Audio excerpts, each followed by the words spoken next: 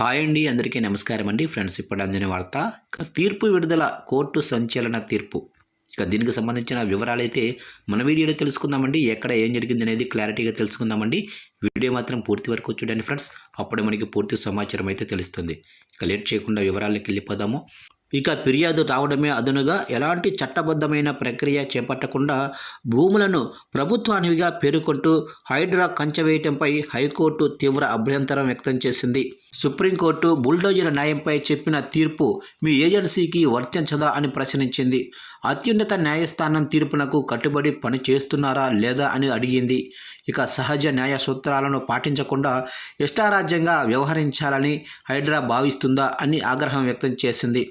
ఫిర్యాదు వచ్చినప్పుడు కంచె వేసేటప్పుడు హైడ్రా చట్ట ప్రక్రియను పాటించలేదని, ఇది కోర్టు ధిక్కారం కిందకు వస్తుందని అభిప్రాయపడింది. మీకు నచ్చిన భూములకు కంచె వేస్తూనే ఉంటారు, కానీ మీ చర్యలకు మద్దతిచ్చే ఆధారాలు మీ వద్ద ఉండవు అని మండిపడింది. హైదరాబాదు గోల్కొండ మండలం గుడి మల్కాపూర్ సర్వే నెంబరు 104లోనే 1351 చదరపు గజాల స్థలంలో తన షెడ్డును కూల్చివేసి దాని చుట్టూ హైడ్రా కంచె వేయడాన్ని సవాలు చేస్తూ ఎన్ఆర్ఐ వ్యాపారవేత్త ప్రసాద్ ఎన్ తంజర్ల హైకోర్టులో పిటిషన్ను దాఖలు చేశారు. దీనిపై జస్టిస్ ఎన్వి శ్రావణ్ కుమార్ ధర్మాసనం మంగళవారం విచారణ చేపట్టింది.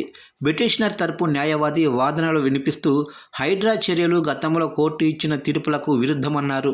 హైడ్రా న్యాయవాది వాదనలు వినిపిస్తూ కోర్టు అడిగిన వాటిపై పూర్తి వివరాలతో కౌంటర్ దాఖలు చేస్తామని చెప్పారు.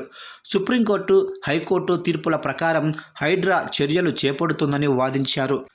వాదనలు విన్న న్యాయమూర్తి సదరు భూమి నుంచి కంచె తొలగించాలని హైడ్రాను ఆదేశించారు. అలాగే అక్కడ ఎలాంటి మార్పులు చేయొద్దని పిటిషనర్కు స్పష్టం చేశారు. ఆ భూములు ప్రభుత్వ భూముల వివాదంలో ఉన్నాయా, కోర్టు ఉత్తర్వుల్లో ఉన్నాయా అనేది ఎలా నిర్ధారణ చేస్తున్నారని ప్రశ్నించారు. ఎలాంటి ఆధారాలు, నిర్ధారణ లేకుండా కంచె వేయటం సబబు కాదని హితవు పలికారు. జీవితకాలం సంపాదించిన డబ్బుతో ప్రజలు భూమి కొనుగోలు చేస్తున్నారని, ఎలాంటి సాక్ష్యాలు లేకుండా కంచెలు వేస్తూ పోవటం సమర్థనీయం కాదన్నారు. హైడ్రాపై ఆరోపణలు ఇదే తొలిసారి కాదని, వందల పిటిషన్లు న్యాయస్థానం వద్ద విచారణలో ఉన్నాయని చెప్పారు.